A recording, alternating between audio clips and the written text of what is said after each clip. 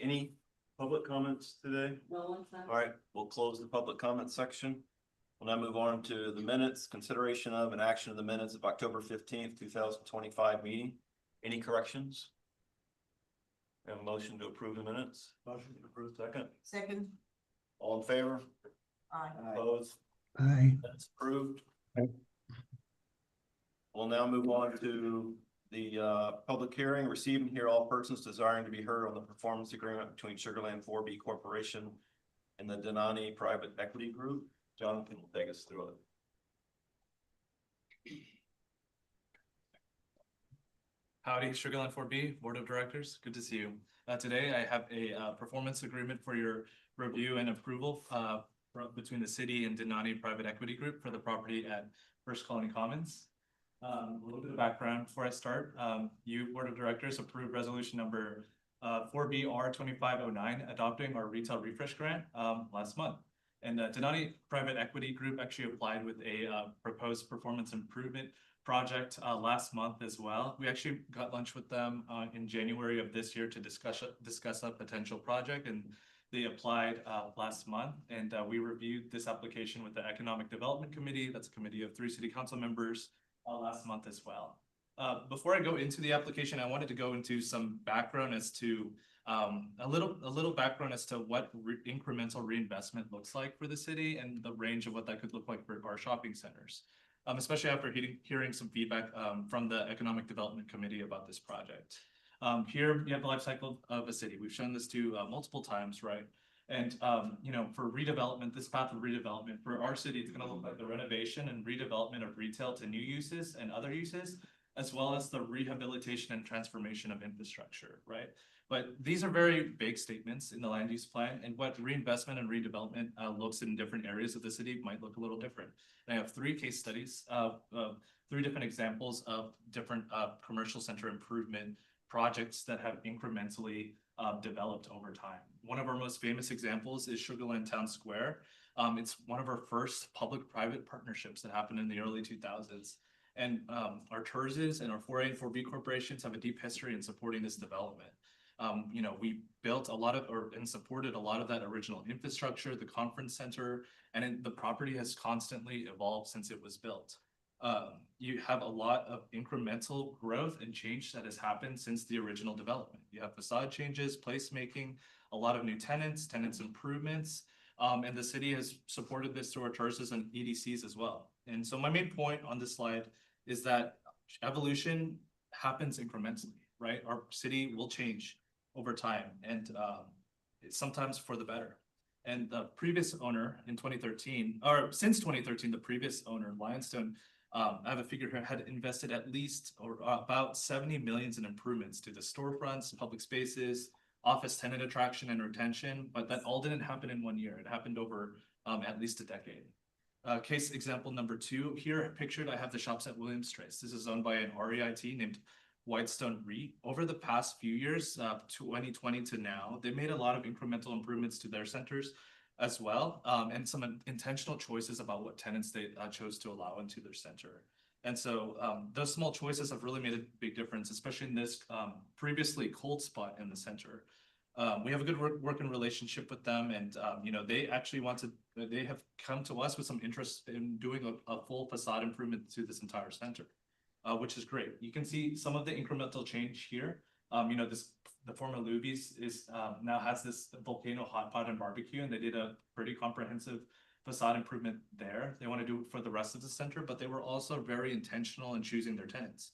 Volcano hot pot, Somi Somi, Two Hands, Corn Dogs, Daiso, just to name a few. And it's really activated this space and helped their growth. Over the last 3 years, their year-over-year growth in terms of visitorship has increased by about 14%. So according to Placer AI. So a little bit of that there. This is my favorite case study, my favorite slide on this whole presentation. A few years ago, I attended this conference called the Congress of the New Urbanism. And one of the sessions actually focused on the redevelopment of aging shopping centers. And the panel included a developer who is working on redeveloping a lot of commercial shopping centers in near Dallas, Texas, in Duncanville, excuse me. And you can see the before and after here as well. On the left, you can see the blight, the I can't say that word, deterioration, vacancies, physical decline, and overall poor site conditions. And that decline caused the property values and pricing to go down on this development, which in turn turned into an economic opportunity for the developer to step in and pursue full-scale redevelopment. And so he purchased the site, and then the image of the right shows some of those changes that are actively underway and are turning this underperforming center into an economically productive asset again. But how is this relevant to Sugar Land, right? Our Sugar Land's a lot different in that we have high underlying land values. We have active viable businesses, and we have long-term leases in a lot of our spaces. And so combined with the fact that we have very little blight, like true blight in our city, it means we're less likely to see this dramatic, wholesome redevelopment project that you might see maybe in Duncanville, right? Because our properties are not as bad and our land values are not declining as much as this example here. So my main point here is that incremental changes or reinvestment in Sugar Land and our shopping center, it's going to look a little bit incremental, and it's going to look different depending on the owner and what they're willing to do at their property. And so now I'll actually present Denani Private Equity Group's application to you. First, the program goals of the Retail Refresh Grant are listed here. These underlined program goals, staff believes that this project accomplishes these three. So enhancing the community aesthetics, creating a vibrant activity center, and supporting a pedestrian-friendly environment. About the project site, it was built in 1993. It has 336K square feet of gross leasable area, with only about 31,000 square feet available according to CoStar. And so they're doing very well. A lot of that space is already leased out. They see about 3.6 million visitors annually, according to Placer. For reference, Sugar Land Town Square gets about 3.7 million visitors annually. So it's a very hot economic spot in our city. Our major tenants here include Home Depot, Seafood City, Office Depot, Crunch Fitness, and Painted Tree Boutique. And there's at least 50 businesses in this center as well. I have a map here on the next slide.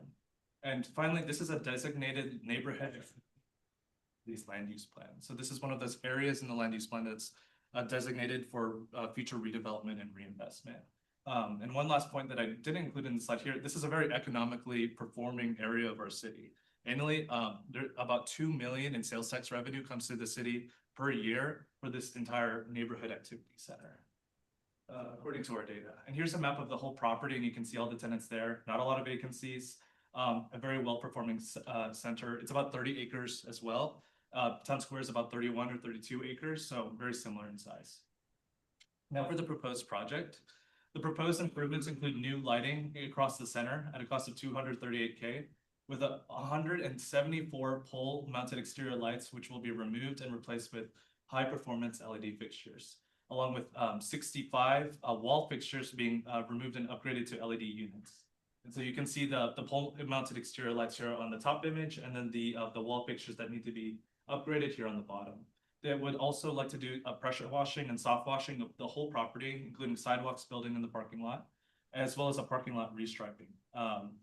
This last bullet about it taking about 1 month to complete, it might actually be a little bit over that after talking with the property owner, but the total project cost here is $363K, with a request from the SL4B for 20% of that at about 69,000. And I totally forgot to introduce our applicant, who is here, standing right here. I got nervous, sorry. This is, would you like to introduce yourself? My name is Nikhil Denani. I'm the president with Denani Private Equity Group, and we're really excited about this project. Thank you. I have included some more imagery here. We got some questions about whether or not parking lot restriping or the soft washing of the buildings and the lighting was a project that fit under this program. And I included this imagery because I think it emphasizes that as well. You can see a lot of the yellow lighting in this imagery right here, as well as on the next slide. This lighting it's old, it's outdated. The parking lot is a little aged, and all of this affects the pedestrian experience, right? Especially the lighting at night when you have a lot of visitors attending these businesses at night. And of course, there's more than 50 businesses in the center as well. And so here's an image from the an image from the applicant. All these dark circles are the light mounted poles, each with 4 lights that are going to be replaced. So very comprehensive electric light upgrade here in the center. This rough image right here has more of the awning lights that are like on the building. And so they are proposing to improve all of that, which is a majority of the project, and is the eligible, I guess, part of the project for 4B funds. And so the terms of the agreement being proposed today includes the following. It's between the 4B Corporation and Denani Private Equity Group. The construction must begin within 6 months of executing the agreement and be completed within 1 year. As soon as the notice to proceed is issued to the contractor. And then as soon as the work is complete, Denani Private Equity Group will submit a reimbursement package, including the permits, receipts, showing that this project was paid for and the right permits were obtained. Some of those permits include the city permits. You have to get a city permit to do lighting in the city. And we're also requiring a written approval from First Colony Community Services Association as well, which is the Property Owners Association, to make sure that's in compliance with both the city and the POA. And upon the submission of that reimbursement package, that would they would be eligible for that reimbursement of about $69K. And then finally, we have a requirement in the agreement to create and maintain at least 10 employees. And so with that, staff recommends that the Sugar Land 4B Board of Directors hold a public hearing and approve the performance agreement between the Sugar Land 4B Corporation and Denani Private Equity. So. Thanks, Jonathan. We'll open the public hearing now. Do we have a date? All right, we'll close the public hearing. We'll open questions or comments from the board. Question. Sure. Go ahead, Stuart. Thank you. John, this is a going concern with 90% occupancy and quality tenants. It seems like this is just maintenance. I mean, at a certain point, everybody has to replace or upgrade their lighting. Everybody has to restripe their parking lot. Everybody has to power wash their sidewalks. How is this actually enhancing our neighborhood activity center? How is this actually updating this property to something that is going to be going forward into the future as an exemplary property? Right. We reviewed this application with our legal counsel as well as economic development, and based on the feedback that we got from them, the EDC, as well, a lot of this property it gets 3.6 million visitors a year, and a lot of these improvements, especially the lighting, is very comprehensive. I mean, this map here shows how much lighting they're going to replace. It's the entire unit, which is more of like an electrical infrastructure upgrade, which is why we're bringing it to the 4B. But it also has a lot to do, I mean, this is about 30 acres of land, right? And a 30-acre property that, and we, after kind of discussing this project at length and whether or not this would be maintenance or not, it was determined that the public benefit that would come from this project, especially with the dark existing lighting that is already there, as well as the condition of the parking lot, that this will be a transformative project. A follow-up, please. Yes, please. Okay, so John, what I hear you saying is that our Economic Development Committee has already been through this question and it came out in the positive. Yes, sir. And we also considered the amount of incentive given here versus the amount of public benefit to the visitors that attend this, as well as the businesses, the number of businesses. Okay, thank you very much. I'm good. Jonathan, to clarify on that point. Yeah. The reimbursement incentive does not cover the pressure washing. I think that was what Stuart was probably getting at, right? You might want to clarify that point. Right. Of course. So we decided to do a reimbursement agreement for 20% of the entire total project cost. That includes the lighting, the pressure washing, and the restriping. The 4B is really only reimbursing the $69,000 out of this lighting, but we are requiring in the agreement for all of these items to be completed as part of the performance agreement in order to get that incentive. And we as staff saw that as a better public benefit for all of these things to happen rather than just the lighting, which is why we decided to keep it in the agreement, so. Right, so it's a requirement to do the pressure washing, but it's not part of the reimbursement amount. Right. Just to clarify. But it is required as per the agreement. One question I had is for the lighting, is there going to be improvements in like the lumens or, you know, before and after, what are we looking to expect out of the switching over to LEDs? Is it gonna be better lighting? Obviously, we'll save electricity costs, but can you talk about the performance differences? Right. I'm not an expert on lighting, but I will say that the applicant feels strongly that this will make a transformative impact to the existing conditions that you can see in the pictures. But you know, one of the reasons that we're requiring that city permit, we've also communicated that they need to have a photometric plan, which is essentially a plan for lighting, be done and be submitted to our permits group to make sure that this lighting is within city code too. So that the lighting is well done, not too bright, and within city standards. So it'll be definitely much better than what's out there right now, according to the applicant. Just follow up. Please, Or no. comment. Yeah, because one of the concerns is sometimes with the LED lightings, I mean, Lifetime Fitness at the gym over there, Oh, yeah. sometimes you get LED lightings and it's just not that bright and it's actually worse than it was before. So as long as that's not gonna be the case, then it should be okay. Did you wanna? It'll be a lot brighter.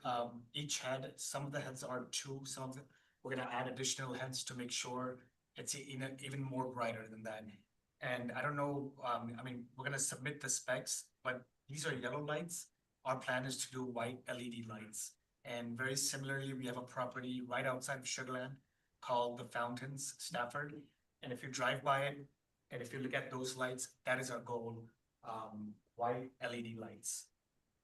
Okay, thank you. Any other questions or comments? What question, please? Go Um, ahead, Stuart.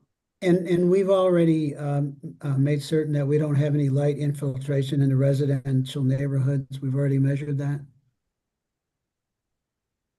To my knowledge, this is not an existing code compliance issue. The existing lighting is within code. The new lighting has not been submitted to the city's permits group yet.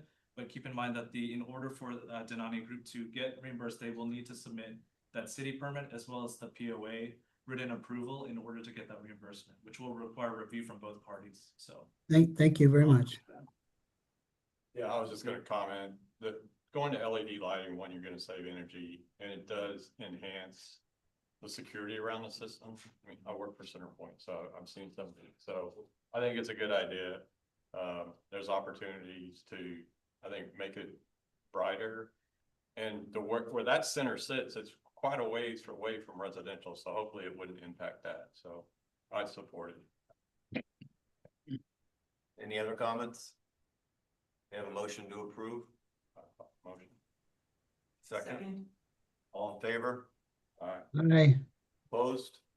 Yeah. Approved. Thank you very much.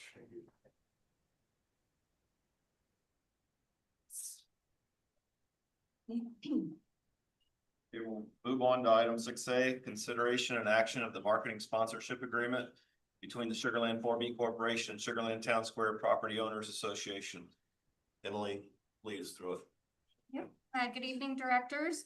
Tonight, I will be requesting your approval of a sponsorship agreement between the Sugar Land 4B Corporation and the Sugar Land Town Square Property Owners Association. Before I get started tonight, we do have a couple of guests from Reeby's that have joined us, so I wanted to go ahead and introduce them. We have Teresa Preza, who is our Director of Community Relations, Marketing, and Events, then General Manager Miranda Cartwright, and Pam Spencer, Event Coordinator with Reeby's. So they will be available to take any questions at the end of the presentation. So going back to the very beginning of Town Square, the TERS 1, the Tax Increment Reinvestment Zone, was created back in 1998. Before the beginning of construction, which started in 2001. Now we are nearing the end of the TERS 1, which will expire in December 2025. And over the years, this has funded approximately $250,000 towards event programming for Reeby's.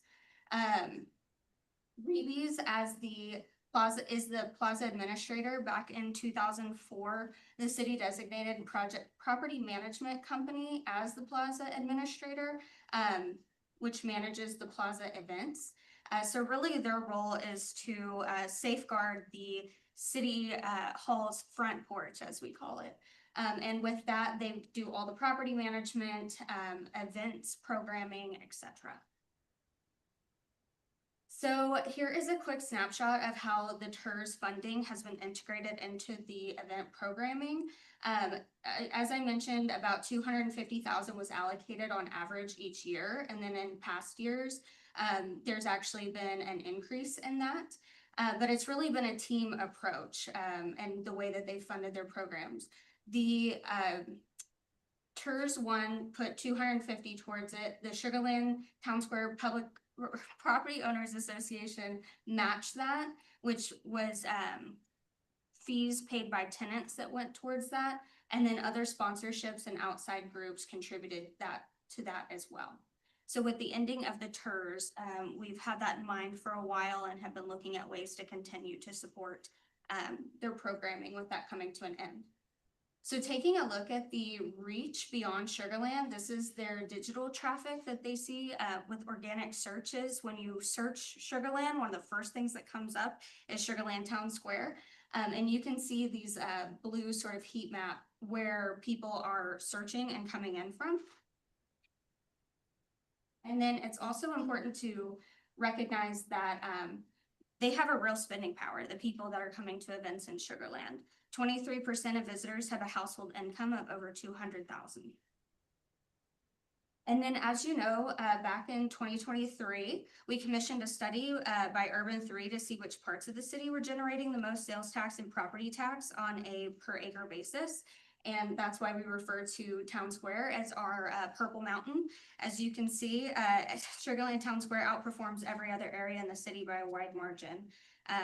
It consistently draws large, diverse audiences with strong spending power, and it has the highest producing area in Sugar Land, and it's something we want to continue to build on.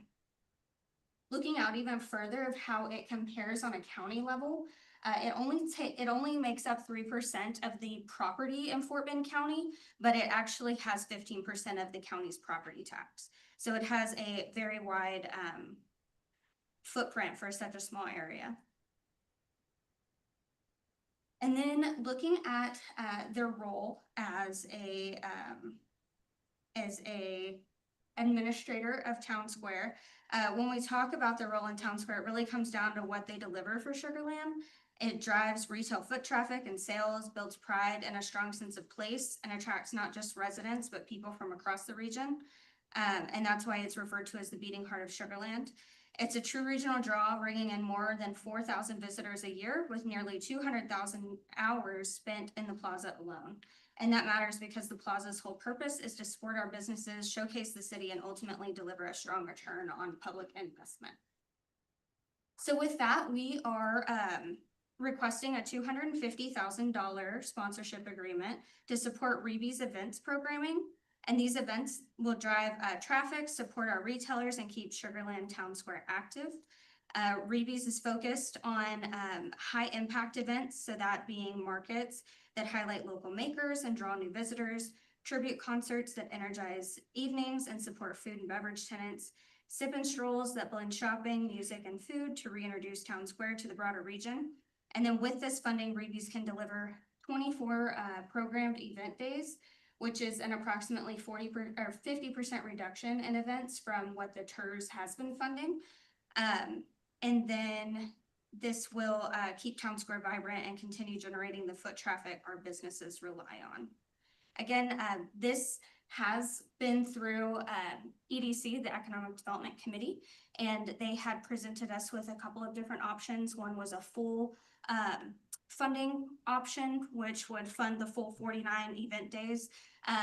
We are proposing the 24 programmed event days at the $250,000 mark. And then there's also a no funding option, which I will show y'all as well, but wanted to make y'all aware of that, and also point out that in front of you is an income statement where you'll see highlighted our funding for sponsorships. that was approved earlier this year as part of the budget process. 250 of which is for FIFA, which was approved earlier this year, and then the other 250 for this agreement. So the impact, looking at a couple of the events and some of the successes that we saw from these events. So Dino Day was a single day event where Fort Bend Dental participated, and they saw a 25% increase in calls and inquiries after participating in this single day event. Then there's the Mother's Day market. Retailers reported strong traffic and higher sales and asked for more markets. And then from Tides and Taste, Fish City Grill brought in over $7,000 in alcohol sales. And then Vintage Market was a third-party market, but Starbucks hit its highest sales day of the year, even surpassing the tree lighting. So these events are directly translating into real business results that our businesses are benefiting from. So to look at the no funding scenario, again, this would cut the programming from 24 days down to 13. And so we would still see the 24 third-party events, but those curated high-impact programming that drives traffic and supports our businesses would be cut almost in half. So the real difference between funding and not funding is that we lose that vibrant event calendar and we have a much more limited one. So looking at the recommendation, again, we are presenting a sponsorship agreement, an event sponsorship agreement between Sugarland Town Square Properties Association and Sugarland 4B Corporation to promote economic development and enhance quality of life by supporting Sugarland Town Square events, with the Sugarland 4B and reimbursing Sugarland Town Square Property Owners Association for eligible expenses. So this would be a $250,000 annual contract with 3-year agreement terms, meaning that it would renew annually for up to 2 additional years. And then payment would be made within 30 days of invoicing and documentation showing equivalent spending up to $250,000 towards events. So in exchange for that, we have worked with Reeves on a really robust and impactful marketing placement opportunity. So this includes a couple of things. There's advertising on monument signage and the LED screens that you see out in the plaza, stage announcements and MC recognition at events, activation opportunities for the city at select events, meaning that if we wanted to have a presence out there, we could. And then annual month-long takeovers, or an annual month-long takeover where we would have branding on the 16 branded pole banners and the 7 elevator wraps. There's also some digital recognition opportunities with logos on their premium partners webpage, which they see over 100,000 unique visitors on each year.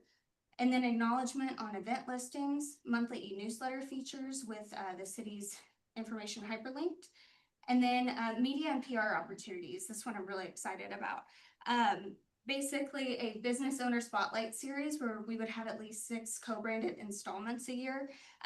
We talked about that potentially being a video series where we highlight different local businesses in the Sugarland Town Square area. And then it could be brought to you by Sugarland Economic Development or something like that. Those details would still be worked out, but that is the sort of thought process there. And then city included in press releases as applicable. They will provide photos and videos for city usage from these events. And then city approves all co-branded designs. And then the reporting and accountability piece, they would present the return on investment report to the SL4B annually, and also provide visitation analytics, attendance and business engagement metrics, and more to show how all of those things impacted. So again, the terms, it would be an annual agreement.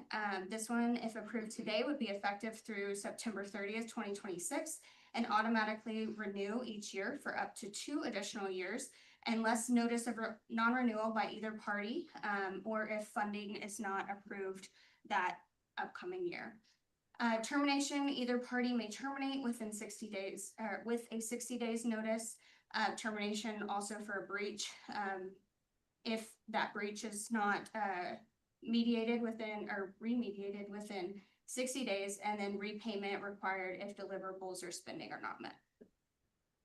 As a reminder, the Economic Development Committee did review this and gave us direction to proceed on July 22nd. And then now tonight, we're asking for your approval. And then the next steps would be having Reeves, or actually Reeves has already executed the agreement on their end. So we would execute the agreement and then work with them on the best way to take advantage of these placements as they align with our economic development strategies. And then with that, I would recommend consideration and action on the marketing sponsorship agreement between the Sugar Land 4B Corporation and Sugar Land Town Square Property Owners Association Incorporated in the amount of $250,000 for FY 26. And then myself or our friends from Reeves can help answer any questions. Okay, we'll open it up to the board for any questions or comments. Yeah, I have a question. This is Sanjay. Sanjay? Hi. Yeah. Can I go ahead? Yes. Yeah, my question is, in the past, when this was funded through TERS, there was a matching requirement by the property owner association. The amount we were spending, they were also contributing. I do not see that requirement in this agreement. So why are we funding 100% instead of 50% of the expense? Lisa's gonna answer that. Hello, yes, we are actually, the POA will be funding more than what the agreement is set for. For our calendar year, our fiscal year would be 2026. The POA is contributing $344,000, while in contrast, we are requesting up to $250,000 in the partnership agreement here. So it is, the structure is not changing. We are not providing funds. We are actually exceeding the amount of funds that we are asking on behalf of the SL4B. Yeah. So one question. So can we put that as part of the agreement between us that they will be funding at least the matching requirement? Yeah, we can do that. Yes. Yes. Okay, thank you. Stuart? Thanks. So there's TERS was funding before, but now it's 4B. 4B being an adjunct arm of the city, tax dollars and such. Does the city have any access or any to the events? Do we get any sort of, for lack of a better word, perks for having invested this 250 in addition to just being enabling these events? Does city get any kind of access or anything like that? I didn't see it. I missed it. Are you able to see the deliverables on the screen? Yeah. So this would be part of our sponsorship agreement. In exchange for the 250, they are responsible for carrying out the agreed upon 24 event, as well as these marketing recognition, media and PR opportunities and reporting metrics. Yeah. Follow up, please. Yes. Go Yeah. ahead. Okay. I mean, these events, these 24 events. Do we have any tickets or anything? Does the city employees, staff have any? So the events are predominantly free and open to the public because they are serving two purposes. One is a direct sales opportunity for the town square retailers, as well as marketing opportunity exposure for them. But they also helped to profile the exuberance that is the city of Sugar Land as a whole. So the majority, if not all, of the events are actually free and open to the public. But on top of that, you know, VIP parking passes, yes, we can provide those. Not a question. Okay, thank you. Mary? So one so- more question. Mary's got it right now. Ryder's got a question. Go ahead. So I'm very supportive of this because I know we discussed it during the budget presentation, and it basically replaces the tours funding from the past that expires at the end of the year. Also, based on other projects that we have supported, coming in with the landlord that's enhancing, we've approved funds for increasing the visibility and viability of Sugar Land Town Center. And I think this will help us in marketing it in the future to fill up the space, both office and retail in the future. So it would help us increase the purple line with the increased sales tax and property taxes. Yeah, and I just want to add, the TERS one funding, it was strictly for like event programming. We didn't get naming rights, we didn't get call outs or newsletter, anything. So the marketing that we're getting from this and being able to wrap the elevators and talk about our business development strategies or do certain things geared towards Visit Sugarland, the marketing piece of it is something that we're getting far beyond what we did during the TERS. It was very transactional with the TERS, where this one is much more of a win-win. I will add that, yeah. It's part of the strategy Yeah. overall, as you think of the project, all 32 acres of each dollar, as what I say is layers upon itself.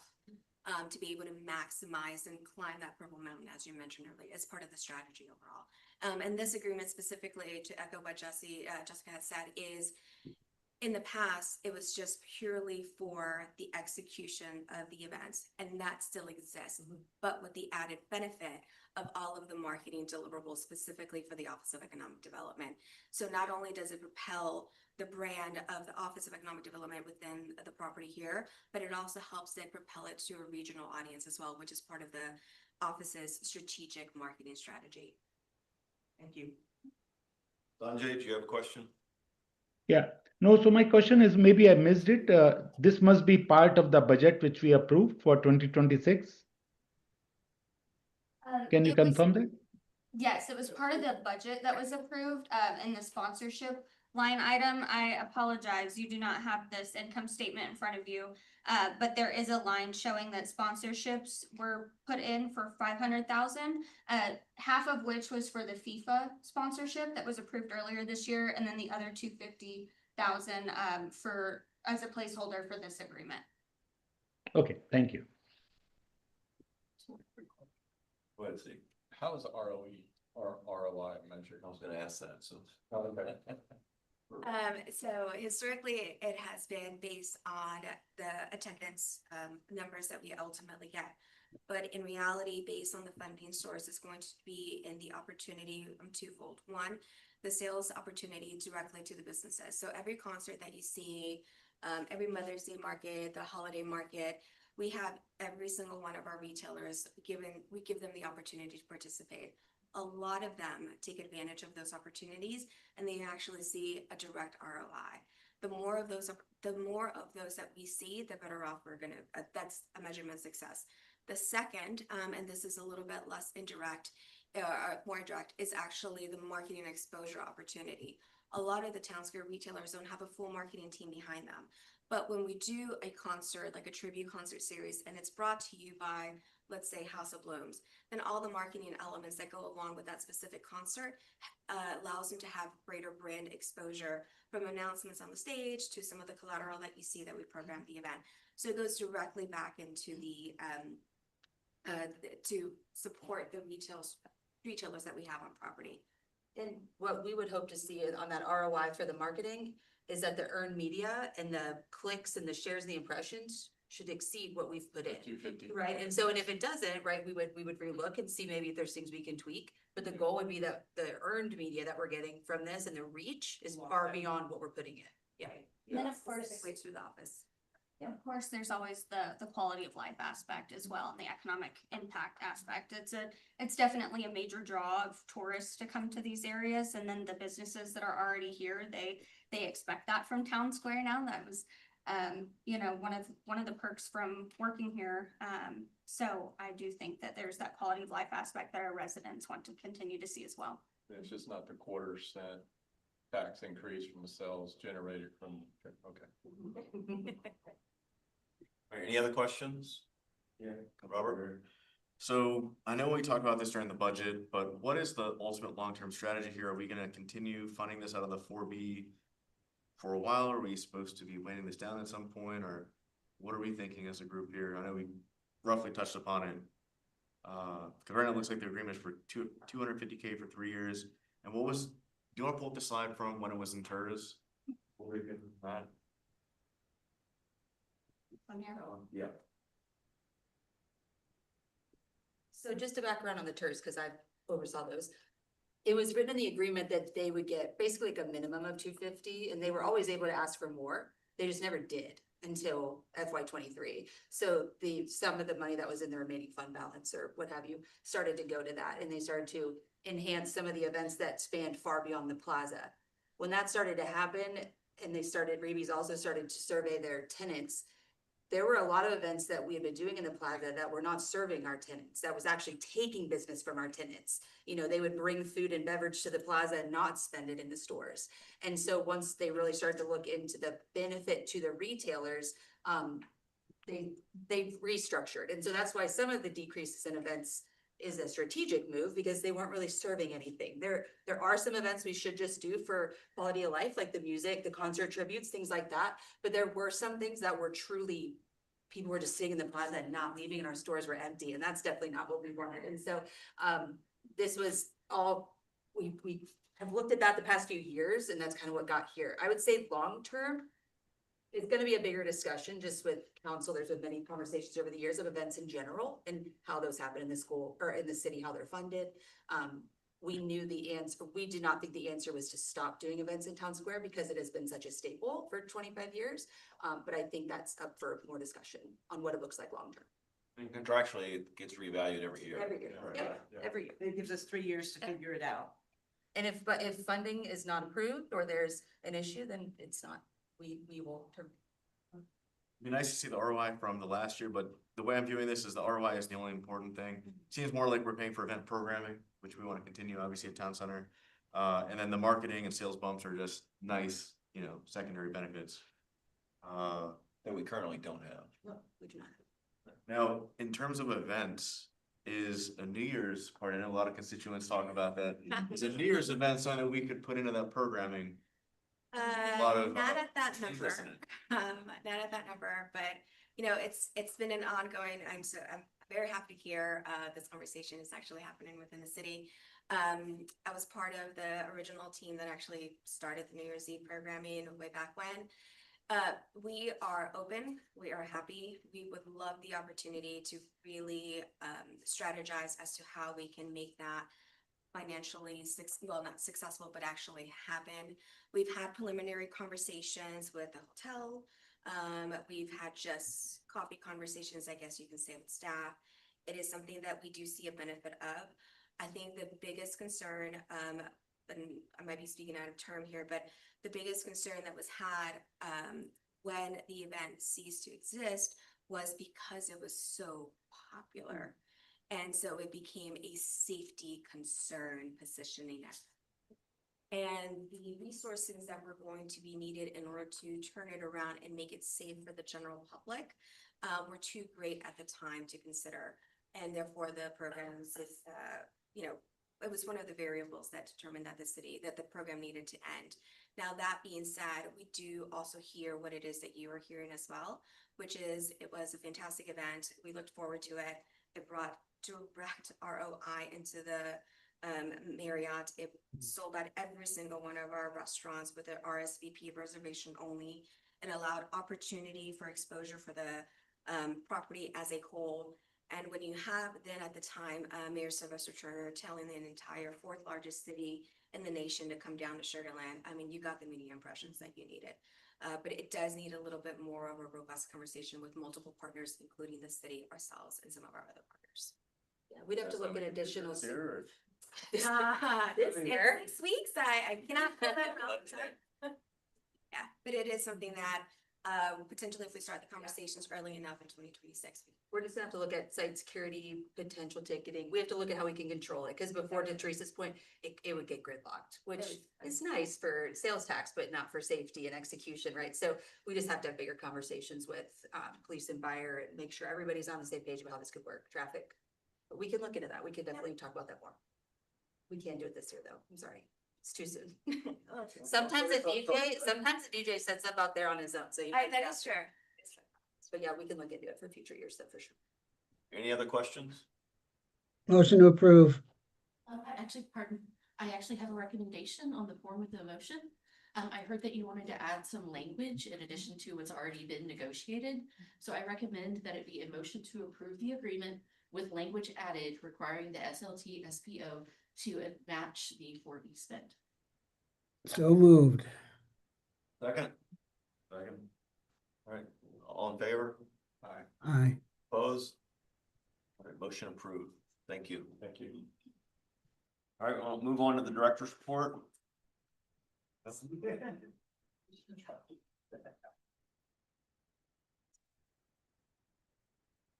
Great, good afternoon, board. So we do have several updates for you under the director's report. Again, this is just our opportunity to kind of share those high-level updates of what is going on with our business development group, with tourism, with redevelopment. And so we have a lot of information to share with you all today. Okay, so to start with our business development group, there has been several regional activities that they have attended this last month or two. The 2025 State of Healthcare, there was a Sugar Land Town Square dining tour, and then the 18th annual State of the Schools. These events really strengthen the strategic relationships that are so important for us to have to do our jobs every day. And it keeps staff informed of regional activity and allowing the city to really stay visible, connected, and proactive in all of our economic development efforts. There's also been several conference attendances that have happened. So the team attended Industrial Asset Management, or IAMC. It drew several hundred attendees for various panels, roundtables, and networking.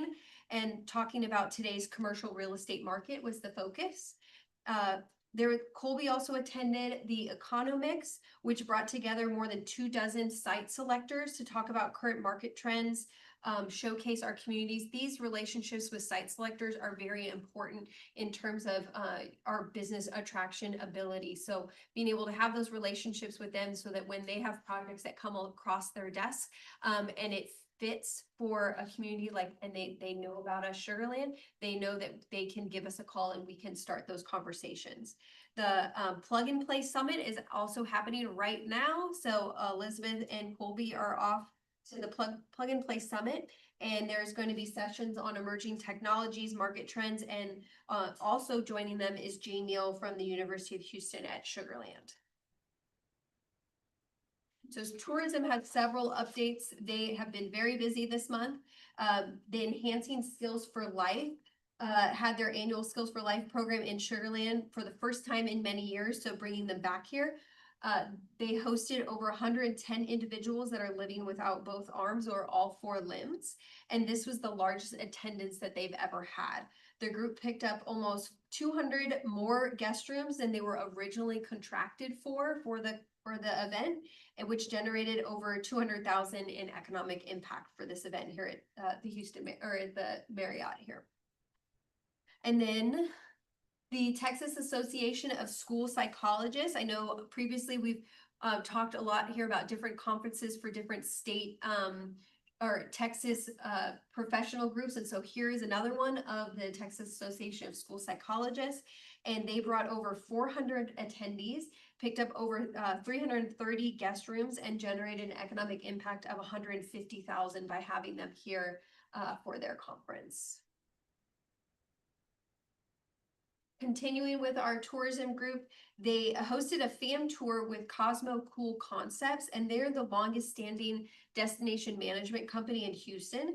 And the purpose of this was really for us to deepen the understanding of Sugar Land's hospitality assets, so that when they are out there supporting different businesses and groups that want to come to the Houston area, that they really understand what Sugar Land has to offer.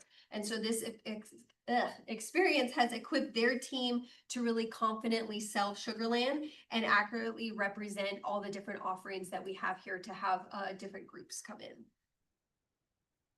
And then Visit Sugar Land also hosted their first Host City Supporter FIFA 101 event. This happened at the Seth event venue here in Sugar Land. It welcomed more than 100 tourism partners from hotels and attractions, restaurants, and local businesses.